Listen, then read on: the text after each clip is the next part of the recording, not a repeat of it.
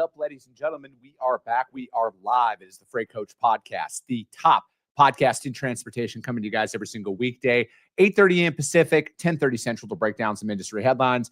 But most importantly, you guys provide some actual insight into what you can do with all of this information. If this is your first time tuning in, welcome. This is the real side of freight, ladies and gentlemen. And I do say that before every single show. And what I mean by that is I only speak with transportation professionals, because at the end of the day, I want to talk to the right individuals who have done what you're looking to do or who are currently doing what you're trying to achieve. So you can take that information, apply it, utilize it, and see a meaningful difference in your business and your life. Happy Friday, everybody. I am really excited for today's guest. You know, there's a lot of stuff that we see out there in the news right now, headlines wise, especially in regards to transportation. But I feel like there's a lot of legislative action that is going to come down, and it's already kind of hit that point out there with some injunctions that have been filed against the Department of Transportation to kind of stop some of these things. And we're here to kind of break this down a little bit further. But most importantly, you guys, what can we do as an industry to put best practices forward out there? So I have the president and CEO of the Minnesota Trucking Association, John Hausladen, on the show today. John, thank you so much for taking the time to sit down and chat with us today. Well, so great to be with you here today and with your guests.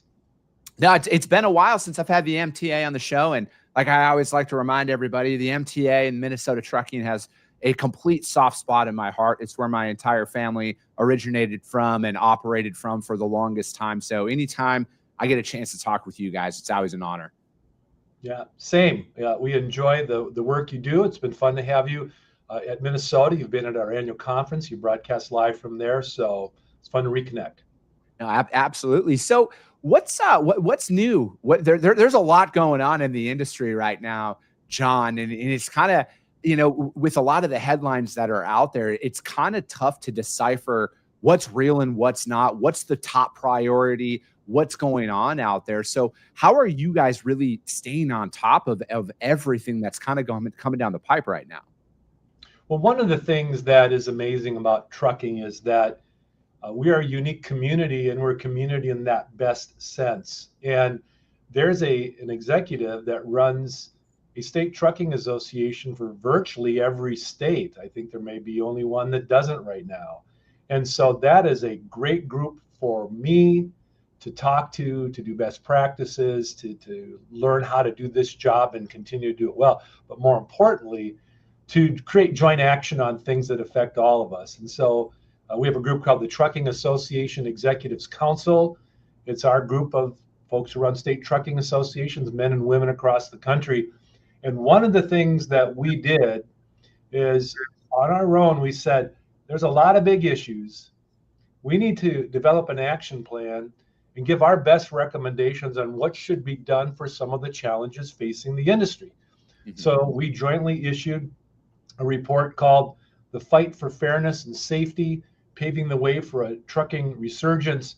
And this is really a summary and action plan by virtually all the state trucking associations, what we think can be done to frankly improve our game, to ensure that people are who they say they are, and they hold the industry to the highest standards, and frankly hold the government to the highest standards in doing its job.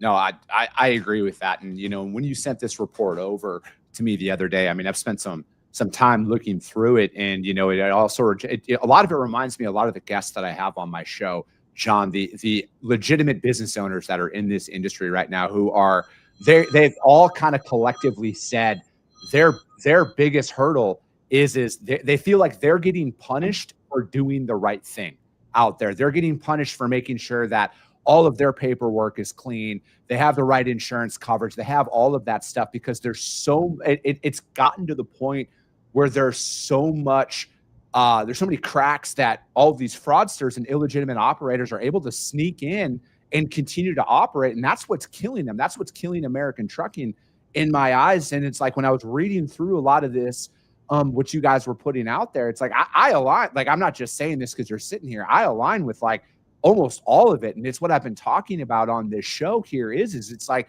I want to eliminate any and every loophole that allows people to fraudulently operate their business, not just in trucking, but entirely, because it's like, as somebody like myself who I like to think I'm a legal and ethical business owner out there. I have to hold myself to a certain standards, and I want to see those standards applied across the board, because nobody should get a free pass to side skirt any laws that makes them, I'm not going to say they don't pay taxes, but not follow the same rules and regulations that I do. Well, that's exactly what our members feel, and the association members from across the country, is this. People join associations because they want to do it right. People join associations because they're committed to best practice and safety first, but compliance is this big component. And you've had guests that say it is so personal. There are so many of my members that are still family-run businesses. Their personal equity, their family name, years and years of the way they've operated and run their business, and their future is tied into this. And so they take it very personally when they know they're doing the best they can to be safe, to comply, to hire staff, to acquire technology, to just do all the things to be a good above board legal operator. And when they see any driver or any fleet that is just not doing that, it first of all, it's wrong. It creates a lot of safety issues, but there's this fairness issue, and it makes it so uncompetitive. So trucking has always been about being fair, giving people opportunities with playing by the same rules. And really that's a lot about what this report addresses. Yeah. So it mentions in there 90% of trucking carriers out there currently operate without a safety rating. How is technology going to change this to bring greater visibility out there? Because the safety rating thing has kind of been a thing here over these last couple of years from an onboarding with brokers perspective, is if they have no safety rating, or if there's any delays in that, they're not able to get set up. Sure. Well, here's what I would say. If you take the report, there's 7 things we address, and I'll just list them and then jump into you. But we've identified 7 areas. CDL integrity, that's crucial for safety. Mm-hmm. The MICMIS overhaul, that's really the database that government uses to talk to each other. It captures all the data. We want to ensure that we have cross-border integrity when drivers are coming across with freight. We want to deal with the non-domiciled issues involving drivers whose credentials are not accurate or valid. Again, we want to address the English language proficiency, because we know that proficiency is critical, for safety and functioning. We want to combat fraud, and that's pretty broad. And then we want to strengthen e-log. So that's a lot. So back to your point, if you summarize all that, I think what the report says, and this is largely more directed to the federal government than state governments, it's do your job, enforce what you have on the books, do it faster, and do it smarter. I think if you were to boil it down, and I think one of the areas that, frankly, the federal government is behind is the bad actors can just move so fast. They can set up shop, they can do bad things, they can reincarnate, they just move on and on and on and on and on. And so for a very archaic system, you can never catch up. So it's not that technology solves everything, but there are now some technology solutions, we think, to a lot of these categories where the government could use artificial intelligence to do a better job with data mining. I mean, if you think about this, if you have people applying for credentials, whether it's a driving credential or an operating authority or filing an insurance document, you can use AI very quickly to discover patterns. Like, I've seen this address 6 times in the last month. Why is that appearing? Red flag that. Yeah. I see this name or iterations. You can more quickly focus enforcement and try and figure out what's going on here. Whereas now, again, the bad actors, they just reincarnate, move, and we're behind. So I think a lot of this is using tools like that. I think that is I think the most logical step number 1 out there, because you can call them chameleon carriers, the reincarnation, all of that stuff is it's they're able to open multiple MCs, multiple authorities. I mean, it's very well publicized that there are a couple of addresses out there across the United States. One in California comes to mind, one up in Wyoming that comes to mind, that there's like 1,000 different businesses registered at that one address in each location, right? So it's like, I have a very hard time accepting that they're not aware that this is all going on. And when that happens, it allows some of these companies that are doing this, again, they have one CDL holder, like we'll just use one driver, one truck, for example. I'm assuming they're all registered under that exact same stuff. So it's like, how can one truck operate for 100 different companies, or one driver operate for 100 different companies simultaneously? Yes. And I think the challenge is we have good, honest, compliant fleets and drivers operating in an environment where there are others who are not. Mm-hmm. And how do you not sort of inconvenience the good guys and focus your energy on the bad guys, bad operators? And therein lies the challenge. And so technology is going to be a tool, but it's also a burden. I got to tell you a story. Where are we now? We're second week of January, about a fleet that was trying to use an online service, to be unnamed, to validate that they were who they were, so they could be approved for getting brokered loads. And this particular service, you couldn't talk to a real person. Yeah. They were responsive with emails, and the emails kept going kind of to this loop, and it would get passed to different customer service representatives. And this poor trucking company went through hell for about 2 weeks because they couldn't get a real person to what had happened is they had an old email that they had decommissioned. It got appropriated by some bad actor, got used, it got linked to who they were, and they're red flagged. And they could not get out of this. I call it hell, but it was a purgatory. The good news is, and this is an example of the State Trucking Association, through my contacts, through other contacts, we actually were able to get some real person in that entity to take over this and help bring it to a resolution. But so we're going to use technology to focus on the bad guys, but technology creates so many barriers for the good guys. So that's something else we have to talk about and address. No, I agree. I think that it's, and this is what some of the guests who have been on my show here over the last couple of months have all said. They're like, it's so hard for us to even show that we're legitimate. And then on top of it, it costs them a lot of money in technology fees to even operate with some of these services that are out there, just to show that they're valid. And it's like, it's almost to the point where it's like death by 1,000 cuts that it's happening to, the trucking industry as a whole, because not everybody out. I mean, it's like 96% of the industry is small business, right?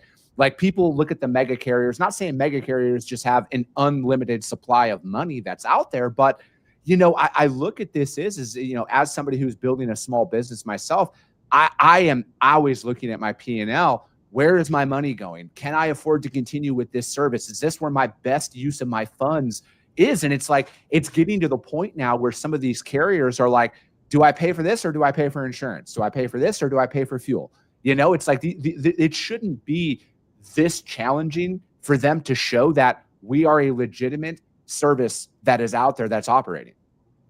Yes. And I this example that I shared with you, this particular fleet, they are a small fleet. I think their fleet number is probably around 10. And it's a family owned, husband and wife. And we're in Minnesota. So they're grinding away at trying to resolve this problem. And we get a snap of cold weather. We have a couple of trucks go down that don't start. And they basically just have to put this problem aside and focus on keeping the truck running and somehow pick it back up. And in some of these small fleets, they're sharing credentials and they're logging on, but they're using one phone. They should only be using one, not both phones. It's all of that stuff. So your point is, I think the smaller you are in an issue of technology, it's hard to find quick help to get you out of the morass sometimes. And so bigger fleets, may have more resources, but they're replicating the problems too. So, so what can we do is part of the plan isn't just the wailing and moaning, but we do think, under each of the 7 things that we identified, that there are things that can be done. Again, I think technology is going to play a role in whether it's cleaning data, scrubbing data, matching data sets, whether it is linking databases that already exist, flagging patterns. Those are some of the things that we're talking about. Again, I think the good news is that the federal government has addressed some of these things. They're working on some of them. So we asked them. They are. It does create additional downstream impacts. So these issues, like Minnesota was in the news because of non-domiciled CDLs, and fleets are trying to figure out now, what do we do with that? Fleets are just having to spend more. We asked the government to address it. They are, but the intensity and the speed and some of the downstream impacts, we got to live with them now, and we're working through them. What was the big thing that you guys noticed in the state of Minnesota in regards to the non-domiciled CDLs that you guys were talking about in this report? Is it one of those things? Because like I look at it is it the ones that, because I see the correlation between how CDLs are issued and with the non-domiciled ones that were out there, where it seems like there was no, like there's 2 camps that are falling into this. It's the ones that have the proper visa, that are labeled a non-domiciled CDL, that did it the right way, but it seems like there's a growing number of them that are operating on expired visas. They never actually did the necessary steps to get it, but they were issued a CDL. And then that CDL seemingly is valid in 3 different states. I mean, I just saw one recently where a guy had a CDL from the state of Ohio and the state of New York. Same photo, same everything. Like, how does it get to that point? Well, again, zoom back from the non-domiciled piece. That's is making sure that, when the essentially universal CDL was created, it was meant to be the one credential issued by one state that is recognized across all jurisdictions. Amen, you're done. And so there should never be duplicates or, double hits, but they're there. So using technology as a tool to find that. I think the non-domiciled CDL issue, as we know, became a bigger issue because of high-profile crashes. And I think what we've said all along is a driver with an invalid CDL, regardless of the issue, is one too many for safety and for fleets and all the things we're trying to do. And the thing that we say to state government is, listen, just like with physicals, if you say a medical professional is trained and qualified to render a DOT physical, then we have to accept that. We're not going to determine whether where they got their medical degree, or if they're a chiropractor versus a MD or an osteopath. That's not on us. So we say, if you're going to issue a credential, then we have to trust it's valid. So you need to do your part. And I think as it related to Minnesota, it was so in our universe of CDLs, I think the number was something around 2,100 non-domiciled CDLs in existence. When they did their audit of Minnesota, they pulled 75 of those. So they didn't audit the whole population.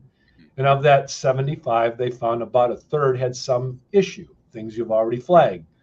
Either the credential issued beyond the work paper, or the work paper didn't get attached, digitally to the file, or they issued to someone from Canada or Mexico. It's all of those different things. The good news is I think Minnesota's going to fix it. We work hard and close with the driver and vehicle services folks. We have these conversations. We know that they need to fix it, and it's got to work. So I think they will. But in the swirl, you could say statistically a third of the non-domiciled CDLs were somehow out of compliance, but that was an extrapolation. but there were some, one's too many. So yeah, but pick your state, and whatever the news cycle is of the day, you can get more or less attention. But fundamentally, as a state association, we work hard with our state partners to make sure that they're being accurate, they have the resources, and if we see problems, we need to go on and help fix them, and not just attack and throw bombs. We need to fix them because we depend on this. Yeah, I just looking at a lot of this stuff, because I know a lot of people instantly go party lines. They try and make it a left or a right issue, or a red or a blue issue out there about enforcement of some of these things. And in regards to with CDLs and with CDL fraud and everything else, I look at it as it's like, this to me is a this is just my opinion here, is I'm like, if you're practicing interstate commerce, that should be held at like a federal standard, right? And I'm like, how do we clean this up? How do we remove any bias from this, where it's like, hey, if ELP is the main thing, and it's just showing that you're a valid company, like a one-time thing, it's like the pausing of any new issuances of any CDLs for whether it's 6 months or a year, have every driver go through, show that you're, you can speak, read, everything English, you pass the English language proficiency. Again, I'm not saying this is ideal, but this is the only thing I can think of to where you can remove any and all biases, and then like expedite this as fast as possible to where it's like, hey, I'm valid, I'm legit. Yeah, it's annoying, but like, we need to do this to where then if it goes into the FMCSA database where it's like, hey, this carrier, all of their drivers did this, boom, they have the check mark of approval that's out there, they are valid, and then somehow that data gets out there. Again, I feel like the technology and everything that is at our disposal right now is already there. Like, I don't think this would be as big of a deal. And this removes any and all biases that people can sit there and complain, where it's like, oh, they're targeting this driver or that driver. No, every driver had to do it. It's done. It took 6 months. Now here we are. Now there's a list of 87,000, hypothetically 87,000 CDL holders that are out there that failed, that like their CDL pinged in multiple databases. They're removed from the road. Well, again, I think our action plan that we talk about has elements of this. Mm-hmm. And, oh, wow, how do you do this in a way, again, that doesn't inconvenience the fleets and drivers who have been doing it well all along, and puts them at great inconvenience because there are bad actors. And so that's where we continue as state organizations, national groups, have to work with the agencies to figure out the path forward to do that the best. Now, what we do know is going forward, we have a fresh start with any new credential. So that should be the easiest piece to say, going forward, these are the standards, this is how we do it. And, one of the things is where do you put that proof of English language proficiency? Do you put it further earlier in the process so that, if they're, taking their written exam, and sometime between that or in incorporation with the skills exam, road test, it's assessed there. And if it's assessed there, it's done, right? So that's just another way you can adjust the system, so you make sure you incorporate that. The retrospective stuff for people already holding the credentials, that's certainly the bigger challenge. Yeah, it's one of those things, though, that I just look at it is because you can look at the news, you can pay attention to social media. People are always talking about biases in one way, shape, or form that is out there, and I just look at it as it's like, if it's truly about somebody's ability to read and speak English, if that's the big sticking point that everybody wants to harp on, I look at it as, again, annoying, yes, but the faster we can get some form of that bridge crossed, I think the faster we're going to be able to kind of come to the end of the horizon. Because it's like, I feel like when it truly boils down to it, at least, again, from my perspective here, John, no matter what, there are a lot of small businesses that are on razor thin margins right now that I don't know all of their P&Ls, but like, they're financially bleeding themselves out of this market due to catastrophic failures over the years, right? I'm not saying the current administration's to blame here. Fortunately, they are spearheading and they're taking seemingly a lot of action that is out there. But then there has been, from my perspective, some catastrophic failures that have led to this. it's good to see that it's being fixed. It's good to see that there's a coalition of trucking associations that are out there that are like, hey, we got to protect the hardworking men and women of this industry that are multi-generational businesses that are the literal backbone of this country. I just want to see it done in a faster manner to help save these businesses that are out there. Yeah, it's a challenging time in trucking. You know, we see that. We keep looking for data that tells us things are going to get better. I mean, capacity is leaving. Gosh, if you're the one who's leaving, that's not a good feeling, and it's not a good reality for you. If you're a fleet or a driver that's still around and will be on the back end of this, there's going to be a lot of demand. But this is a real winnowing. This is a real time where people are being put through the crucible of fire, and those that come out, there will be real opportunity. And of course, we do know as registration fees come due and those get paid, we see another round of exits and closures. So capacity is going away. I guess my question to you, Chris, as one who talks about this and engages with your guests, what are you seeing on the capacity stage, and are we getting close to balance? I think it's too early to tell on where things are from a capacity standpoint. I think that after, I would say later January, early February is going to be a very clear indicator. If rates continue to stay elevated, if tender rejections continue to stay higher than that to me, that's an indicator that capacity has continued to leave the market and that things are going to, improve out there. But I look at it there's the overall trucking economy as a whole right now has been deflated for an extremely long time. And I think that if anything is going to be purged here in the coming years, and I am a broker, so I don't like saying this, I feel like freight brokers are going to be going under at a rapid pace here over the time frame. I feel like any capacity that is in the market that has made it this far, I think they're about to embark upon a very large economic boom that could come their way. And I think a lot of it is predicated on how much the current administration wants to continue to enforce this, because I'm of the mindset that them dropping a hammer on this stuff and prosecuting these individuals who are side-skirting the laws, who are operating illegal trucking companies out there, the farther they push this, the harder they push this, the more and more that behavior is going to be deterred.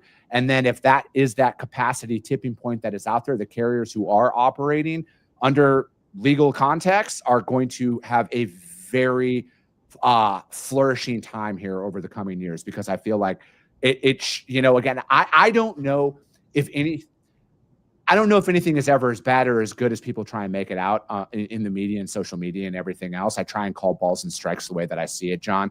But I will say this: if they continue to push this, and then there are like actual prosecutions and actual steps in that right direction, I feel like those legal trucking companies that are out there that, like, frankly, make up the overwhelming majority of the industry, I think that could be the greatest economic boom that some of these carriers have seen for quite some time. Yes. Well, I would say part of our challenge as we talk about this, you're a large presence with your various media channels, is to help the non-trucking world understand that we are not a hot mess. Because if someone were to jump into this conversation, it would sound like everything's wrong and everything's broken. Well, there are pieces for sure, but trucking still is the dominant mode. We still have successful companies. We have segments of this industry because of what they haul, whether they're dedicated carriers or specialized, that while not doing great are performing, well, in a profitable manner.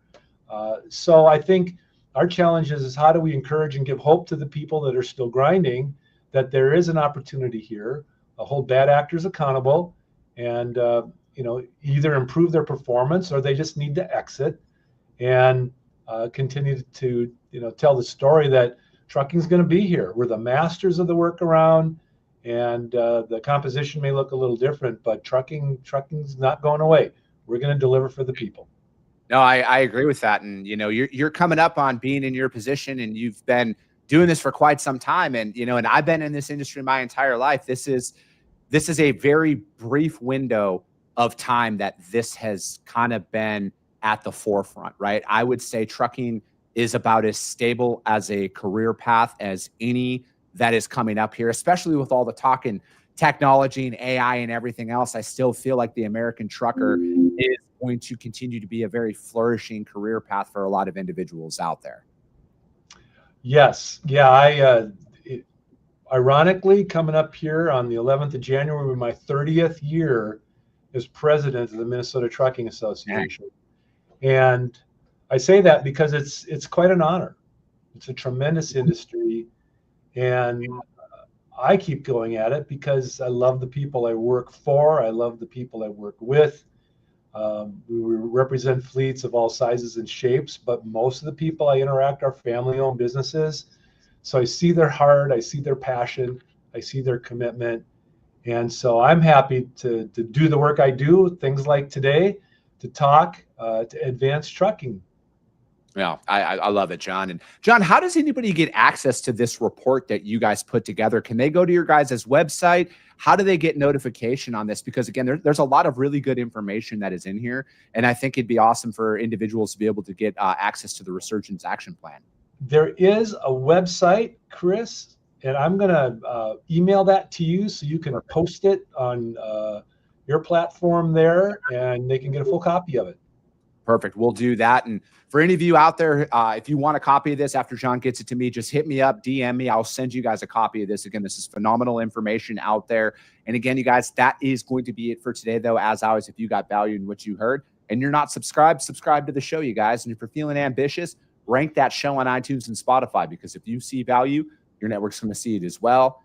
I appreciate you guys. I love you guys. And we'll be talking to you soon.